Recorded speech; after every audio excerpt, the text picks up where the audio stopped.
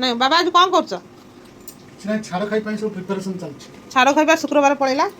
ଶୁକ୍ରବାର ଆମର ତ ଅଫିସ୍ ଥିଲା ଆଉ ଶୁକ୍ରବାର କ'ଣ କିଛି କରିହେବ? କ'ଣ ଆଣିଛ ଛାଡ଼ ଖାଇବେ? ଟିକେ ଖାସୁଲି ମାଛ ଆସିଛି, ଟିକେ ଭାକୁର ମାଛ ଆସିଛି।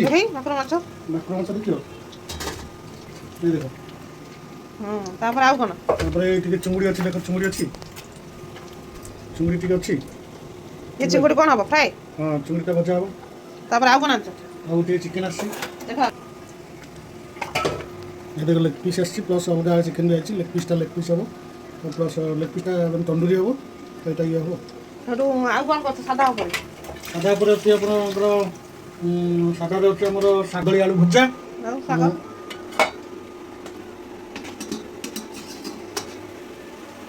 ହଁ ହେଇଗଲା। ତ ଅଙ୍କଲ୍ସ କିଚେନ୍ ଆଜି ଅଙ୍କଲ୍ କୁକ୍ କରୁଛନ୍ତି। ଅଙ୍କଲ୍ସ ଆଜି ଛାଡ଼ ଖାଇଦେ ଦେବେ ଆମକୁ। ଜାଣିଲ ଫ୍ରେଣ୍ଡ, ଆଜି ଅଙ୍କଲ୍ସ ଆଜି ରୋଷେଇ କରି ଦେଉଛନ୍ତି। ଦେଖିବା ଖାଇଲା ବେଳେ ଭିଡ଼ିଓଟା ଆପଣଙ୍କୁ ସେୟାର କରିବି। କ'ଣ ଅଙ୍କଲ୍ ରୋଷେଇ କରି ଦେଉଛନ୍ତି, କ'ଣ ସବୁ ଆଇଟମ୍ ବନେଇଛି। ଫ୍ରେଣ୍ଡସ୍, ଆକ୍ଚୁଆଲି ମୁଁ କେତେ ଦିନ ହେବ ଖାଇବା ଭିଡ଼ିଓ ଛାଡ଼ି ପାରୁନି, ଏଇଥିପାଇଁ ଯେ 3 ଦିନକୁ ୟୁଟ୍ୟୁବ୍ର ରୁଲ୍ ହେଉଛି 3 ଦିନକୁ ଗୋଟେ ଲେଖା ଭିଡ଼ିଓ ଛାଡ଼ିବ। ତେଣୁ ଯେଉଁ ଭିଡ଼ିଓଟା ମୁଁ ବନାଏ ଖାଇବା ଭିଡ଼ିଓ, ତାକୁ ଆମେ ମା ପିଲା ବାପା ଖାଇ ଖାଇକିରି ଦେହ ଖରାପ ହେଇଗଲା। ସେଥିପାଇଁ ମଝିରେ ମଝିରେ ମୁଁ ଏଣ୍ଟରଟେନମେଣ୍ଟ କରିବା ପାଇଁ ଅଲଗା ଭିଡ଼ିଓ ସବୁ ପଠାଇଦିଏ। କିନ୍ତୁ ଖାଇବା ଭିଡ଼ିଓଟା ଯେହେତୁ ଅଙ୍କଲ୍ସ କିଚେନ୍ ମାନେ ଖାଇବା ଭିଡ଼ିଓ ତ ନିହାତି ସେୟାର କରିବି। ତେଣୁ ଯେଉଁ 3 ଦିନକୁ ଗୋଟେ ଲେଖା କରୁଥିଲି, ସେଇଟା 3 ଦିନ ନୁହଁ, ସେଇଟା ମାସକୁ ମୁଁ ଚେଷ୍ଟା କରିବି 3-4ଟା ଖାଇବା ଭିଡ଼ିଓ ଛାଡ଼ିବା ପାଇଁ। କିନ୍ତୁ ଅଲଗା ଭିଡ଼ିଓ ମୁଁ ଛାଡ଼ୁଛି। ଆଜି ଆସନ୍ତୁ, ଆମର ଶିଳରେ ବାବୁ ଆମର କହିଲେ ଶିଳରେ ବଟା ମସଲାର ଟିକେ ତରକାରୀ କଲେ ଟେଷ୍ଟଟା ଟିକେ ଭଲ ଲାଗେ। ସେଥିପାଇଁ ଯେହେତୁ ମୁଁ ଶିଳଟା କିଣିଥିଲି, ଆମ ମିଷ୍ଟର କହିଲେ ଟିକେ ଶିଳବଟାରେ ମସଲା ବାଟିଦିଏ, ମୁଁ ଆଜି ରୋଷେଇ କରିବି। ତେଣୁ ମୁଁ ତାଙ୍କର ଆଜି ଆସିଷ୍ଟାଣ୍ଟ ବନିଯାଇଛି, ସବୁ ଯୋଗାଡ଼ କରି ଦେଇ ଦେଉଛି। ବାବୁ ଆମର ରୋଷେଇରେ କୁକିଂ କରିବାରେ ବ୍ୟସ୍ତ। ଆସନ୍ତୁ କ'ଣ କ'ଣ ସେସବୁ ରୋଷେଇ କରିଛନ୍ତି ମୁଁ ଆଜି ଆପଣଙ୍କୁ ଦେଖେଇବି। ଆଉ ଶିଳବଟା ଜାଣିଥିବେ କେତେ କଷ୍ଟ, ବାଟିଲେ ମାନେ ପ୍ଲେନ୍ ହେବା ଯାଇ ତାକୁ ବାଟୁଥିବେ। ତ ଆଗ କାଳରେ ବି ଏମିତି ଶିଳବଟାରେ ବାଟୁଥିଲେ, କିନ୍ତୁ ଆଜିକା ଡେଟ୍ ତ ସବୁ ଗ୍ରାଇଣ୍ଡର। ଫେର୍ ବି ମଝିରେ ମଝିରେ ଆମର ଅଭ୍ୟାସ ରଖିବାକୁ ପଡ଼ିବ। ତେଣୁ ସବୁ ଜିନିଷ ଚେଷ୍ଟା କଲେ ଆପେ ଆପେ ହେଇଯିବ।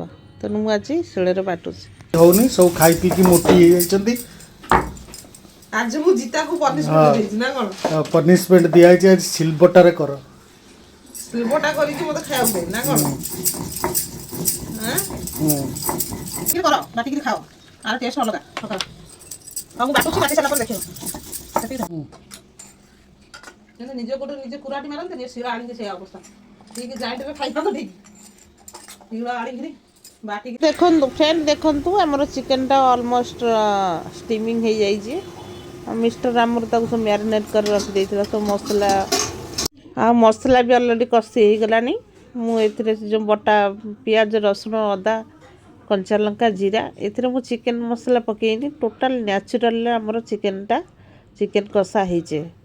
ତେଣୁ ମସଲାଟି ଭଲ ଭାବେ କଷି ହେଇଗଲା। ଆମେ ଯେଉଁ ଷ୍ଟିମିଂ କରିକିରି ଟିକେ ଫ୍ରାଏ କରି ରଖିଥିଲେ ଚିକେନ୍ ଆଉ ଆଳୁ ପକାଇକିରି ତାକୁ ଟିକେ କଷିବା। 10-15 ମିନିଟ୍ କଷିଦେଲେ ଟିକିଏ ପାଣି ଦେବା, ବେଶୀ ଯେମିତି ପାଣିଆ କରିବେନି, ମିଡ଼ିୟମ୍ ରଖିବେ। ତରକାରୀଟା ବି ଆମେ ଖାଉଥିଲୁ, ବହୁତ ବଢ଼ିଆ ଟେଷ୍ଟ ଲାଗୁଥିଲା।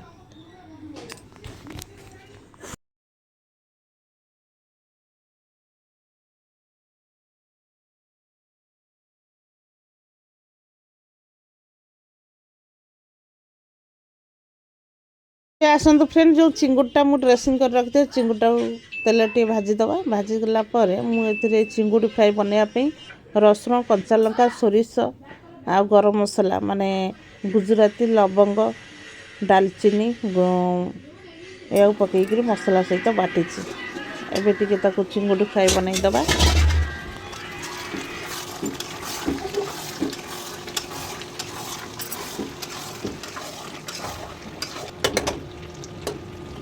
ଗରମ ପାଣି ଦେଇଦିଅ,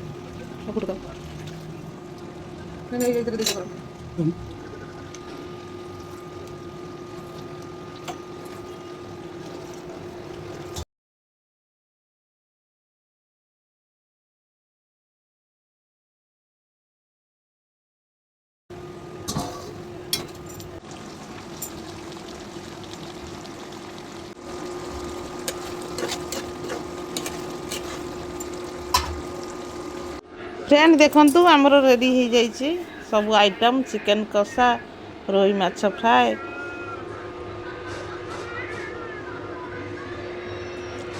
ଖାସୁଲି ମାଛ ଫ୍ରାଏ ଚିଙ୍ଗୁଡ଼ି ଫ୍ରାଏ କଦଳୀ ଆଳୁ ଭଜା ଆଉ ଶାଗ ଭଜା ଆଉ ଖାସୁଲି ମାଛ ଭଜା ଏଇସବୁ ଆଇଟମ୍ ମୋ ମିଷ୍ଟର ଆଜି ବନାଉଛନ୍ତି। ଆମକୁ ତ ଭୋକ କଲାଣି ଜୋରରେ ଯେହେତୁ ମାସ ଯାକ ଖାଇନଥିଲୁ ବେଶ କରି ମୁଁ ଖାଇନଥିଲି ମାସକ ଯାକ କିନ୍ତୁ ମୋ ଛୁଆମାନେ ପଞ୍ଚୁକ ପୂର୍ବରୁ ଖାଉଥିଲେ ଯେହେତୁ କାର୍ତ୍ତିକ ମାସ ଚାଲିଥିଲା ତେଣୁ ଆଜି ସଣ୍ଡେରେ ଆମର ଛାଡ଼ ଖାଇ ଆମେ ଯାଉଛୁ ଖାଇବା ପାଇଁ ଆପଣମାନେ ବି ଆସନ୍ତୁ ଖାଇବା ପାଇଁ। ହାଇ ଗାଇ ଜୟ ଜଗନ୍ନାଥ। ଆଜି ହେଉଛି ଛାଡ଼ଖାଇରେ ଆମର କ'ଣ କ'ଣ ଆଇଟମ୍ ହୋଇଛି ଚାଲନ୍ତୁ ଦେଖିବା।